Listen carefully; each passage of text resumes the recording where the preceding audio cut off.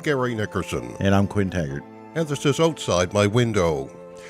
Bruce Bishop was born and raised in Yarmouth. He received his post-secondary degrees from St. Mary's University in Halifax and the Ontario College of Art and Design University in Toronto, and began a freelance writing career back in 1997. His articles and photos have appeared in over 100 print and online publications in Canada, the U.S., and several other countries. He was the principal writer for the Michelin Green Guide to Atlantic Canada, and he also authored the Marco Polo Guide to Muskoka.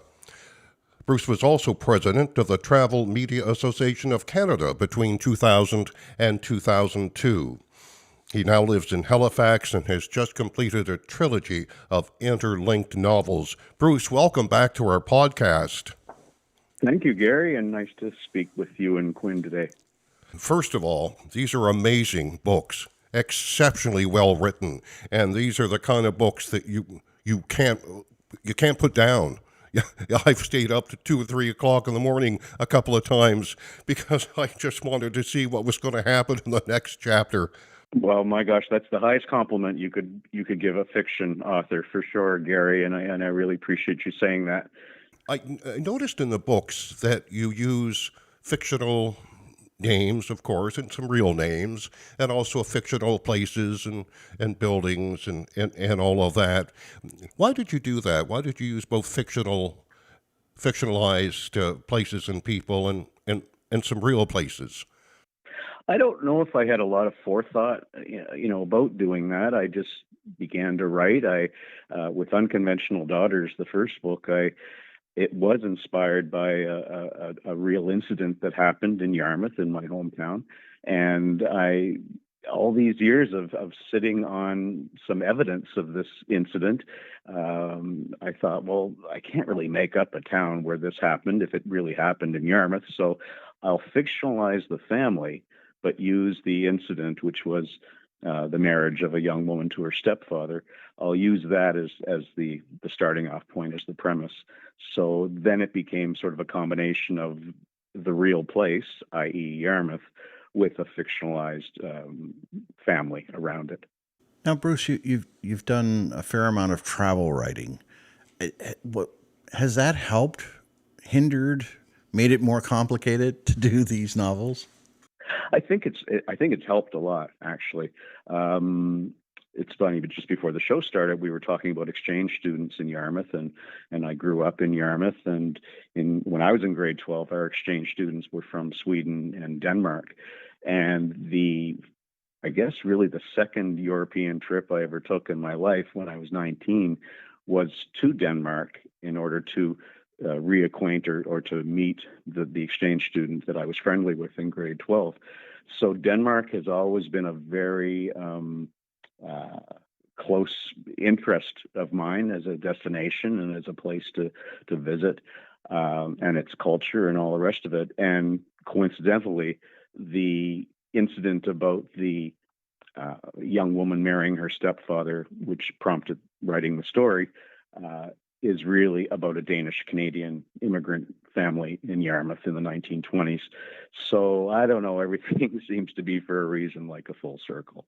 Bruce, the third novel in your trilogy, Undeniable Relations, introduces, of course, new characters and lots of new plots that seem to flow with ease as far as the reader is concerned from your first two books, Unconventional Daughters and Uncommon Sons. And as I'm reading these, I'm thinking, how does he keep this all straight? How do we achieve that, Bruce? And is there a certain process? I think probably writers younger than I would be using some kind of software to keep it all in place. And unfortunately, I'm still old school. So we're talking lots of cue cards, lots of loose leaf papers on my desk. Keeping a timeline certainly is hugely important. And I found one of the hardest things was to try to remember the characters' birthdays. And as the writing progresses and when you move into a different decade, you have to think to yourself, okay, that means that she's now in her 40s. Does that make sense? So it's really hard to keep it all in your brain. Therefore, as I say, it's all on pieces of paper and cue cards and that type of thing. So, what, Bruce, inspired you in the very beginning to start this trilogy and that very first book? That was because, again, way back when in high school, I was given some original handwritten letters, four of them, as a matter of fact, that were written in 1927, and they were written by a young woman who was on her honeymoon in Europe. And she was writing these letters back home to her mother in Yarmouth. And initially, these letters didn't seem to be, with the beautiful penmanship and the descriptions of being in Edinburgh and the Swiss Alps and this type of thing, didn't seem to be terribly unremarkable until I was told that, in fact, this young woman had married her stepfather. And that just intrigued me. I thought, how could that have happened in the 1920s in a small town like Yarmouth without the whole town getting into an uproar? So I did some research, and as a matter of fact, there's some research at the Yarmouth County Museum and Archives about this particular family, but it doesn't go very far. A lot of it is written in Danish, and so I decided don't rely on the real family, because you can't presume to know what would have happened all the time that this young woman had been married to her stepfather.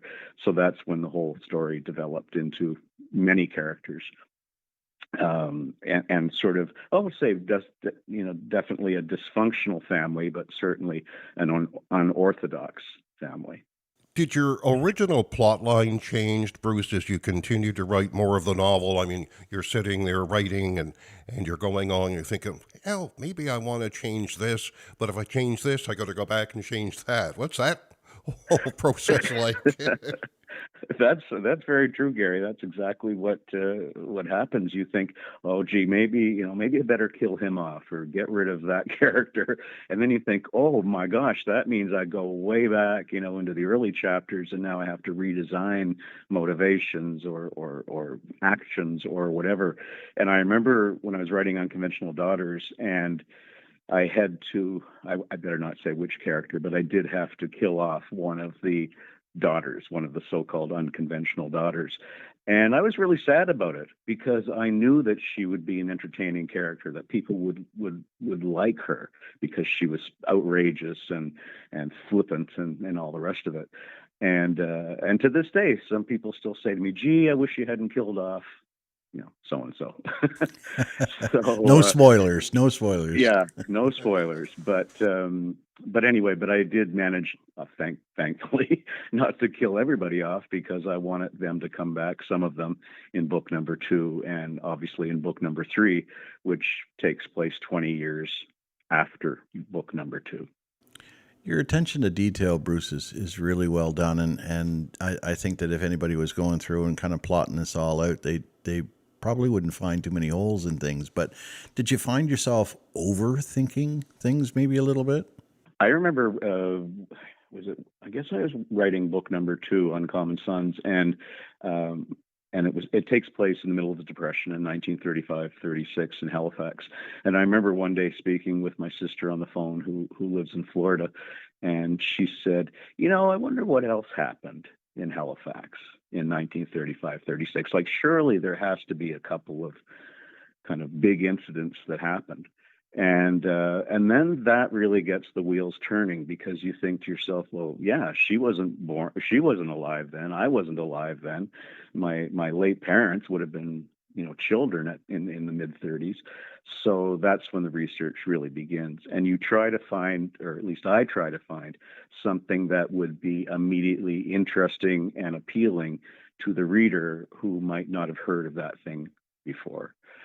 So, yeah, and that's the fun part of it for me, because I'm learning as I'm going as well. I mean, you clearly can't know everything about the history of events in Nova Scotia. So, in looking at the timelines between the 3 books, why did you choose 56 to 58 as the period for your 3rd book? Pure Honestly, Quinn, pure and utter nosiness.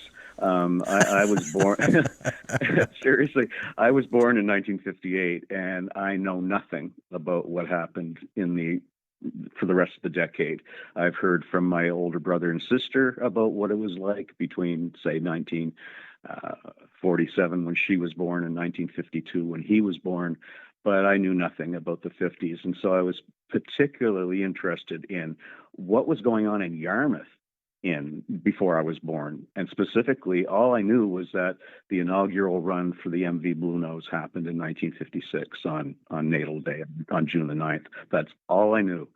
And that's really how the third book got started, because I thought that could be some kind of a crux or a plot point or whatever. It turns out that I used it as a scene in one of the early chapters, but I think 1956 was a very pivotal time in Yarmouth's certainly tourism history, because it was the 50s. It was a time when people were finally traveling again after World War II. It's when in the States in particular, the parents would pack up the kids in the proverbial station wagon and then hop on a boat, hop on a ship and go somewhere. So when we began our run from Yarmouth to Bar Harbor in 1956, it was really a new age of tourism for the town and the southwest Nova Scotia area, and that excited me, and that was a lot of fun to research. Just to put it into perspective, I mean, it would be easy from your standpoint to go and just reference the Bluenose, make it part of the narrative as you go through it, but you put a ton of research into it, and I know you reached out to Captain Crocker's family and picked up some really neat things to go and augment the scene. But I mean, unless you were there, nobody would ever know the difference. So why put that kind of research into it? What drives you to go and in this instance be as realistic as possible? I think that probably stems from all the years of travel writing and nonfiction writing. And just like any hopefully good reporter, he or she tries to, not exaggerate or not underplay the story. And that's exactly what I wanted to happen with Undeniable Relations, is that, okay, well, I wasn't there, but I want it to be as real for the reader as much as it could be real for me, even to the point of, oh, that's what they served that day for lunch when the VIP guests were on board on their way to Bar Harbor. I mean, I know that doesn't really matter. I could have made up any kind of a menu, but then to me, it wouldn't have been as authentic if I had just dreamt up something. I've got to ask you about the subplot with the two Hungarian characters. Why did you decide to include that? I think it goes back again to that comment from my sister during the second book. What else happened in 1956? And one of the biggest events of the year was when the Soviets marched into Hungary, into Budapest, and took it over. And there was a resistance, and there were it was obviously led rather by a lot of young people, a lot of university students. And as I was reading about what happened that November of 1956, I was kind of amazed that I hadn't heard much about it. I met Hungarians when I lived in Toronto, but I'd never met any Hungarians while I've been living in Nova Scotia. Now, obviously, there would be, and there are. But the most interesting thing for me was the fact that the Canadian government allowed something like initially 20,000 plus Hungarian refugees to immediately come here. And it was paid for by the federal government, or their passageway on the ships paid for by the federal government. And I thought, gee, how can I put that into the story as a subplot? Because that's really, really interesting. And that's what happened. So, Bruce, when you look back, you're into your third novel, and I think Gary's chomping at the bit, waiting for number four. But, but in the beginning, did you set out with an idea of a trilogy in mind, or did you just let it all come out on its own? It all came out on its own. I set out to see if I could write a novel. Period. Uh, I didn't even know how to begin. I Well, didn't mission know. accomplished on that one, though. Well, I guess, yeah. I managed to get the first one through, and then the other two. But it is a constant learning process, I think, for any writer. And when I realized that in these days, it's a lot more common for an author to begin some kind of a series, whether it be a trilogy or a series of 7, 8, 9, 10 books, because you establish hopefully a loyal readership from the very first book, who will buy your second book and your third book, et cetera, et cetera. I'm a little tapped out right now. Yes, of course, I've thought about a fourth book, and I did leave the ending of book number 3 open enough that I could continue with some of the characters. But it's like you just want to say, it's like when you get really tired of family members. Okay, go away now. like I think I've had it with these people for the time being, and I'll let them just live on the pages for now. Well, I think you sort of look at it like kids, right? People say, "Oh, the first kid's the toughest. Second and third, you're just getting into a really good groove," right? So, is it the same sort of way with your novels?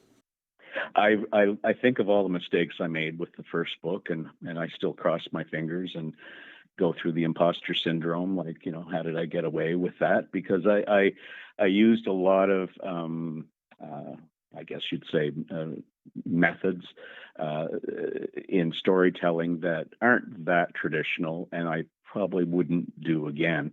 And when I say that, I mean simply like writing newspaper articles or obituaries or letters from one person to another. I put a lot of that type of thing in the first book, and I didn't mind it. Some people really didn't like it, whereas others said no, that made it more interesting. So yeah, very, very subjective, I guess. And it would be. I mean, as a reader, I like what I like. Gary likes what he likes, and we're not always going to agree on that. Yeah. For example, I do not like writing in first person at all.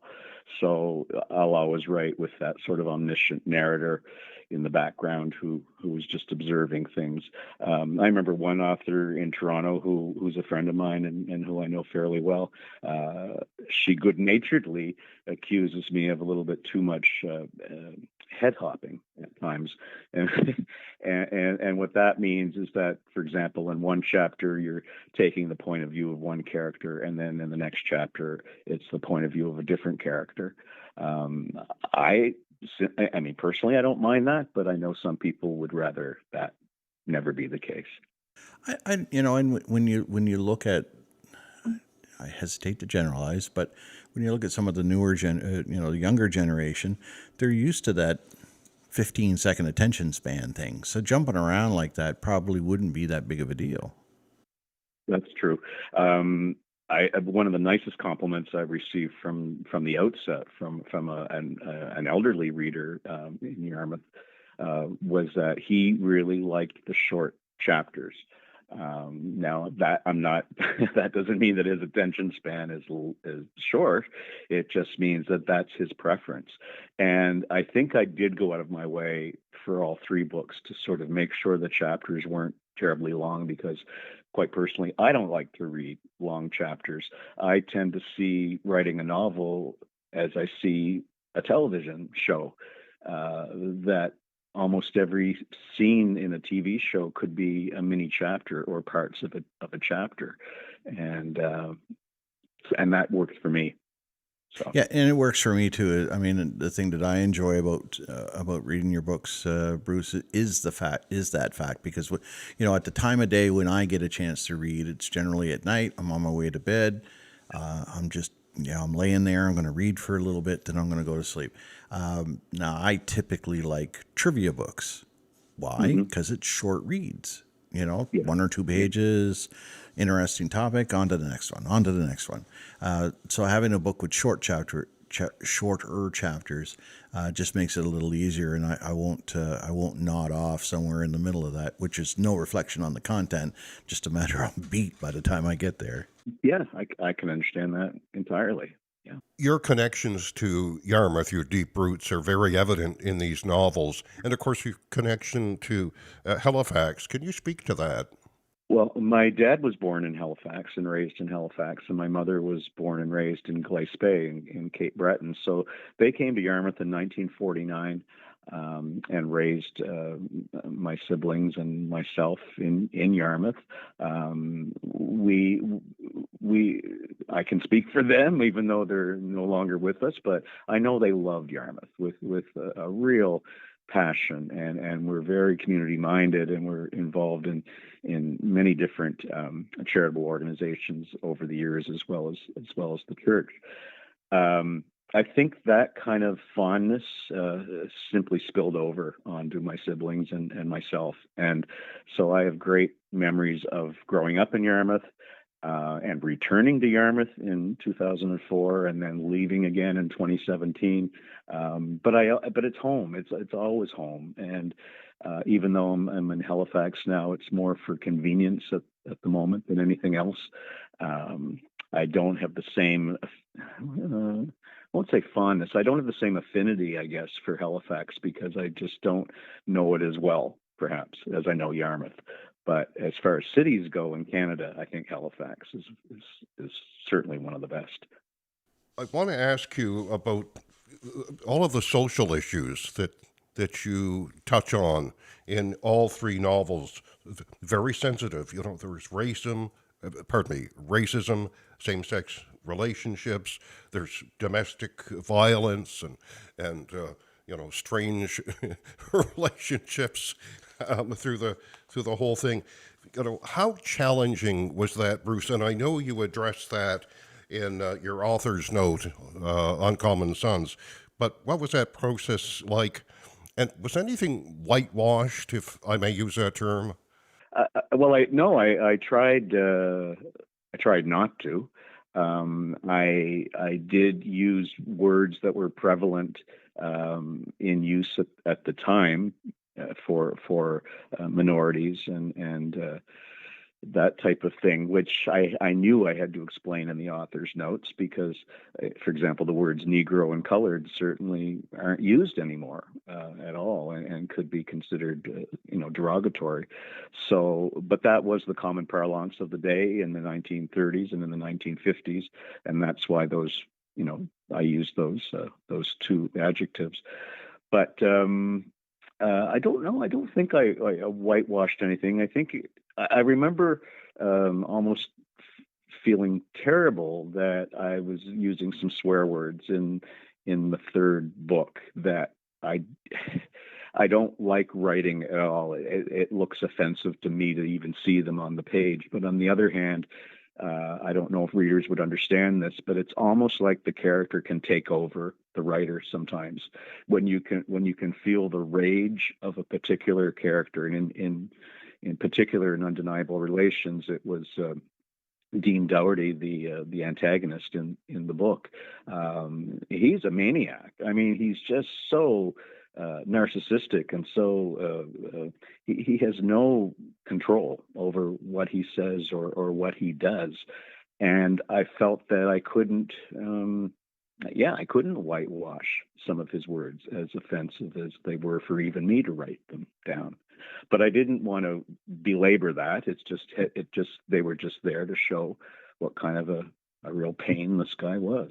Are you projecting a little bit of yourself into some of these characters as you go along? Like, would you have reacted that way, or are you able to put yourself into a mindset of, yeah, he would, I wouldn't? Oh my gosh, that's a great question. I don't know. I tend to think that the second book, Uncommon Sons, is a little bit more of a personal book for me. Some situations that happened in the second book are reflective of certain things that might have happened in my life, and that's as far as I'll go on that. But the beauty of writing fiction is that the writer can go off into worlds that are so unlike his own or her own. When I'm writing about a black woman in the third book, who's a domestic servant, as they say these days, or a house cleaner, I can't presume to know what her life might have really been like, but I can research the time period. I can research what happened to, to so-called servants back in those days, and then hopefully write from a standpoint of empathy for the character. You've got to love your characters, some of the bad ones and the good ones, I guess. Your characters really come alive for the reader, Bruce. What are the challenges as an author in keeping those characters true through all the plots and subplots, through all of your novels? It can be difficult because, once again, it goes back to my nonfiction writing training, in that I don't want to mess up. I don't want to give false impressions of a person's culture or religion or background.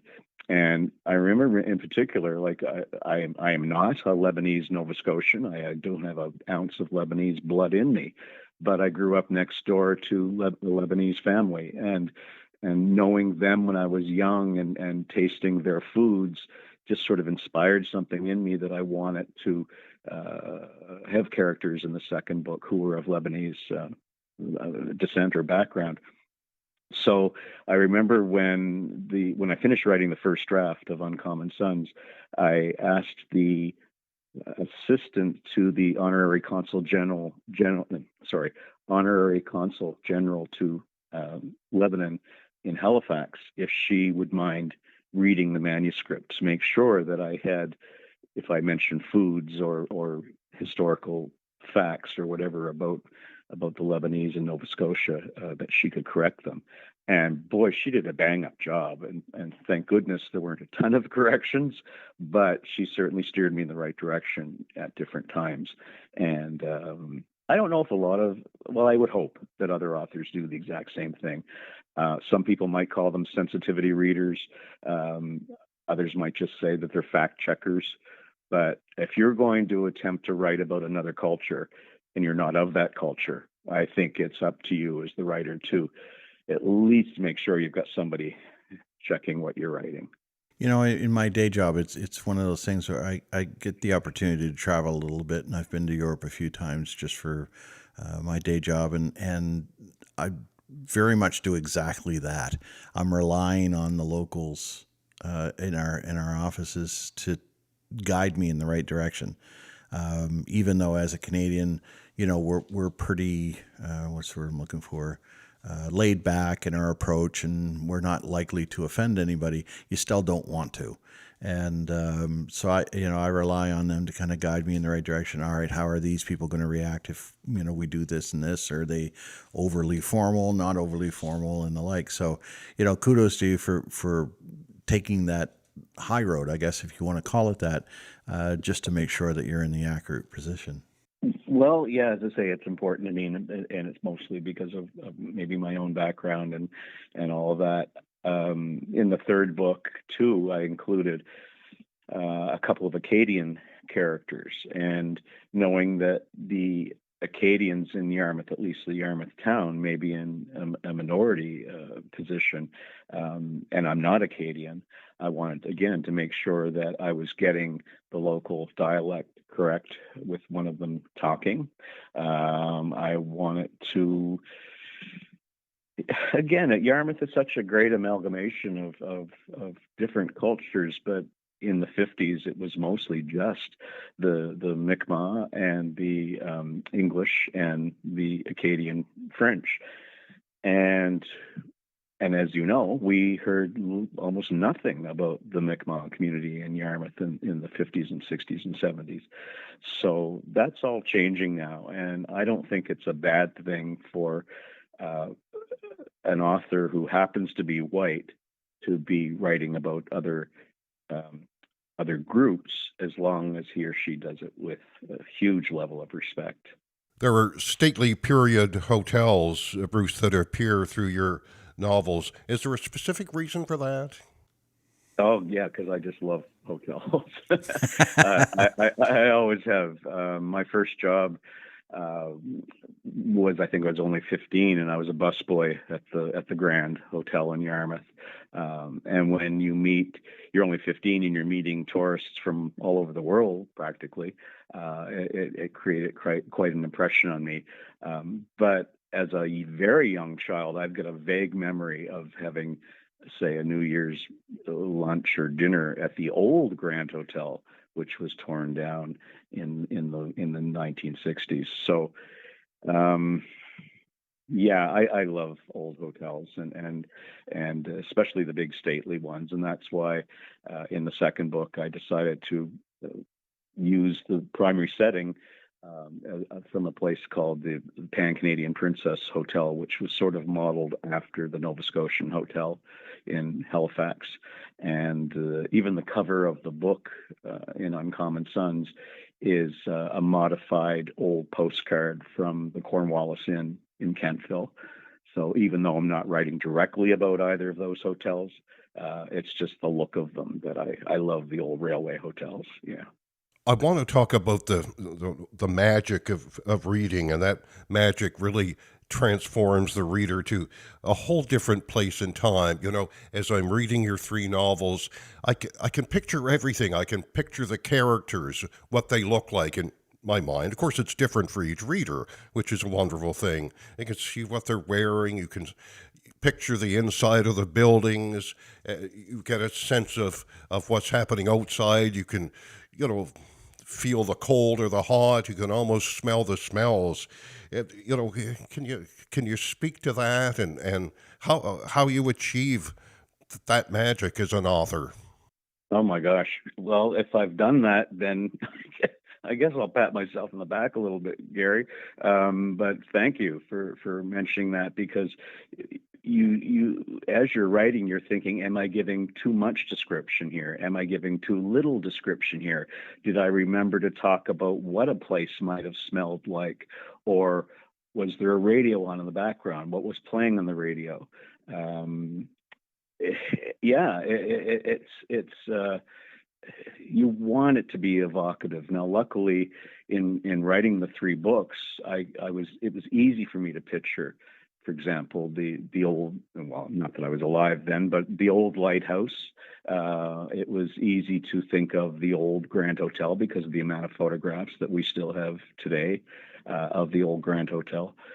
And even though it wasn't quite my vintage I've heard so many older friends of mine tell me about the Snackery out in Dayton, which was a popular dance hall spot in the 50s. So yeah, but again, it's research. It's especially looking at photographs. I've looked at old newsreel footage from everywhere from the 20s all the way up to the 50s, and even a tune, an old song, who was the most popular singer of the day. You can slide those little references in there, which I think helps the reader in imagining himself or herself in the place.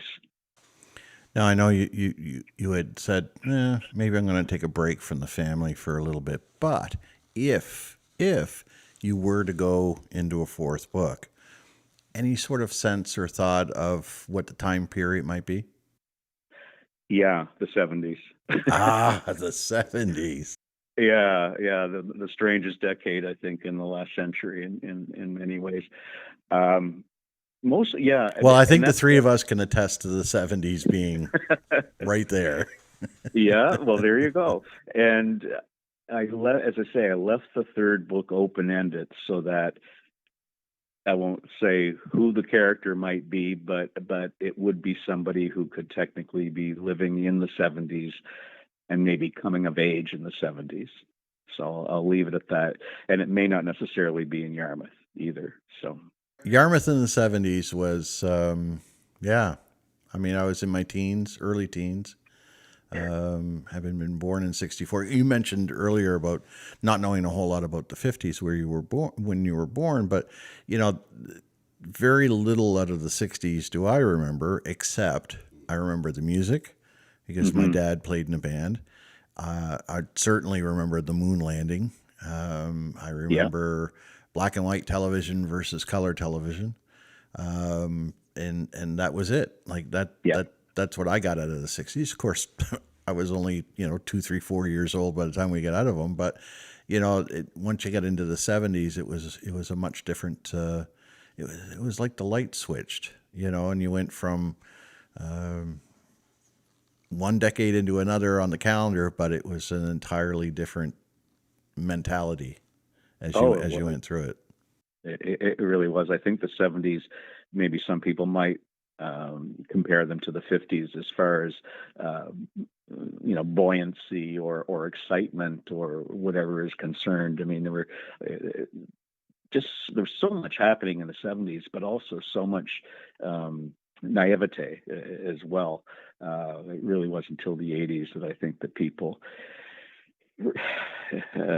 started realizing that life is not always a bed of roses. So yeah, I don't know when the next one will come, but I do write it. I do write something every day, even if it's nothing to do with the new book. At the end of each of your novels, Bruce, you achieve what every good author should. You leave us wanting for more. As I'm reading your final, and it better not be last, undeniable relations. I can't wait to turn the page and see what's in store for us.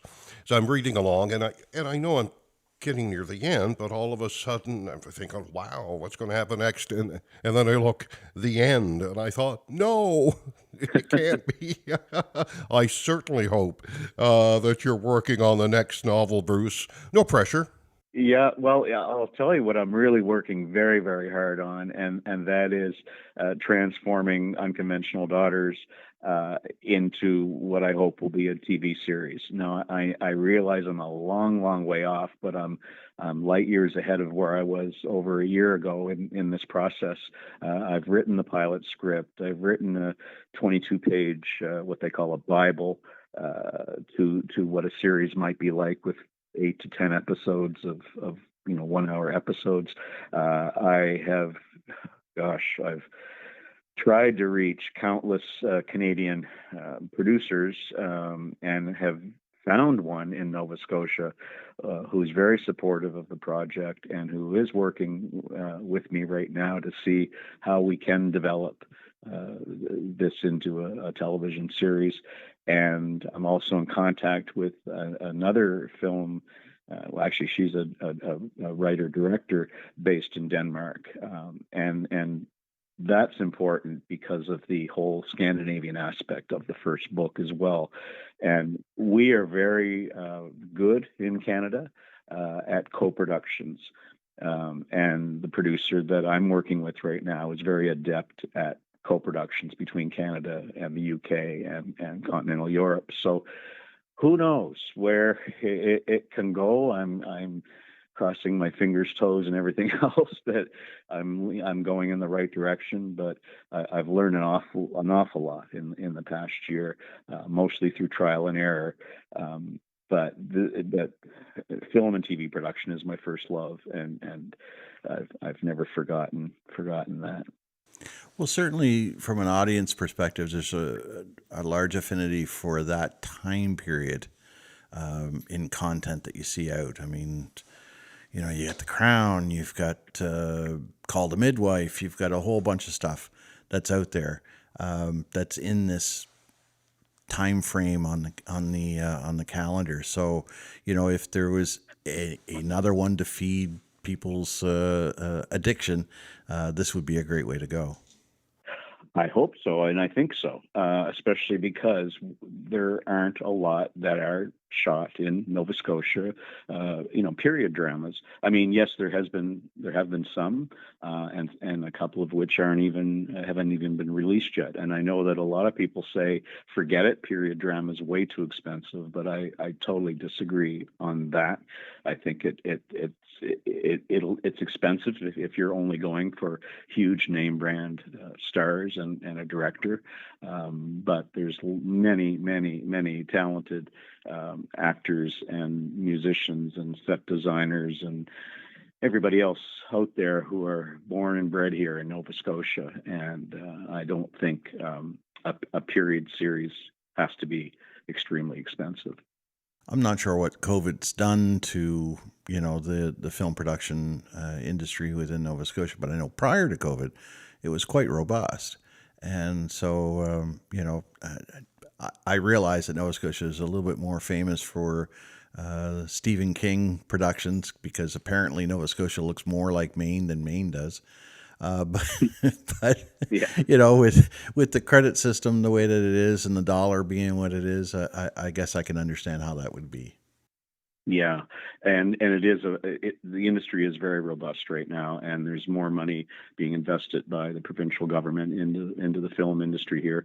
I wrote a cover story about the state of the industry for Unravel Halifax magazine last summer, and found out some interesting things about how we do things here, and the fact that the location for a brand new soundstage has been chosen, and they're beginning work on that.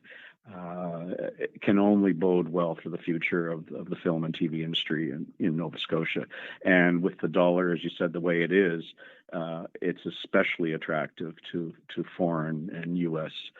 Production companies wanting to shoot here. So it keeps the business alive. It keeps us going, and I really think that again with the streaming stations that are so prevalent right now too, it's not a sin to use Nova Scotia as Nova Scotia in your content. That's And right. that same content can be shown literally on television screens around the world right now, and I think that's amazing. Well, certainly, the internet has opened up the global landscape and made it attractive all the way around. And I think that's certainly. Certainly we've seen it with traditional cable television versus streaming services and the like. What kind of competition there is. Just look at the Academy Awards and the Golden Globes and the like. Who's producing the content? You got Netflix, you got Amazon. They're not Hmm. traditional studios. No, that's absolutely true. It's the whole landscape has changed a great deal in the past 10 or 15 years. So I'm optimistic. I think it's just going to only get better. I think it definitely lends itself to a quote unquote soap opera style. I don't mean to peg you into a certain genre, but definitely pegs itself as a series. We can call it Downton Abbey in Nova Scotia. How's that? Sure, why not? The three things I want to ask you. First of all, about your book signing, you did have to postpone the one in Yarmouth. So can you give us an update on that? Where folks can purchase your books, which is very easy, and you also have a newsletter. Yes, thanks for mentioning, Gary. At the moment, all three books, whether the paperback version or the ebook version, can be very easily ordered online through Amazon, any Amazon platform, as well as Kobo for ebooks only. As soon as I'm able to get to Yarmouth, or perhaps even have the books shipped down there before then, they will be for sale at the Yarmouth County Museum and Archives gift shop, the Masthead gift shop, where there's no sales tax. They will also be available at the Argyle Archives, the church out in Argyle and Tuscot, at their gift shop when it's open in the summer, and not to mention Cole's books at the Yarmouth Mall keeps a steady stock of my novels as well. And in Halifax, I've got a few select stores where I try to keep them in stock. It's a little more difficult for me as an independent author because you're sort of chief cook and bottle washer. You're doing everything. You're buying the books wholesale. You're kind of repackaging them for the smaller bookstores and gift shops. and then having to distribute them yourself. But anyway, not complaining, just saying it takes a little bit longer, which is what some people don't quite understand. But yeah, so I'm hoping to do another signing in Yarmouth, probably around Easter time, and if not Easter, then probably around Mother's Day. But once the weather gets better and we're out of this weird winter we're having, I'll be there. Excellent. And if people sign up for your newsletter, that's how best to keep in touch? Yeah, right now I'm offering 10 free ebooks to give away with the I'll pull, in other words, I'll pull 10 emails of people that sign up for my newsletter, and then each of the 10 people have a choice of choosing which ebook they would like to receive. And the website address is easy to remember. It's simply brucebishopauthor.com, and you go there and sign up for the newsletter, and you're entered into the draw. And I don't bombard people with newsletters because I don't think I'm that interesting. So maybe every 2 months I'll put out a newsletter about whatever's happening with the books or future books, and I love getting comments and emails from readers for sure. Bruce, we always enjoy chatting with you, and we thank you so much. And please don't make us wait too long for that fourth novel. We got to have her fix. Okay, and I'll hire you to be my ghostwriter. How's that, Gary? Then maybe we can both make some money out of this. Gary has time. That's right. Anyway, thanks a lot, guys. I really appreciate your support. You're very welcome. I'm Gary Nickerson. And I'm Quinn Taggart. And this has been Outside My Window.